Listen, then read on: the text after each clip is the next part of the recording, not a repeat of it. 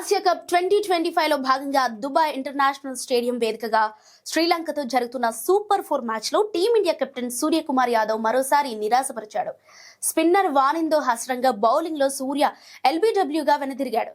13 బంతుల్లో ఒక 4 సాయంతో 12 రన్స్ మాత్రమే చేశాడు. దీంతో ఆసియా 2025లో మన కెప్టెన్ ఒక్క మ్యాచ్ మినహా మిగతా మ్యాచ్లలో దారుణంగా విఫలమయ్యాడు. ఇప్పటి వరకు 5 మ్యాచ్లు ఆడి 71 రన్స్ మాత్రమే చేశాడు. అయితే సూర్యకుమార్ యాదవ్ ఐపీఎల్ 2025 లో రెచ్చిపోయాడనే చెప్పాలి. ఎందుకంటే ముంబై ఇండియన్స్ తరపున 16 మ్యాచ్లు ఆడి 717 రన్స్ బాదాడు.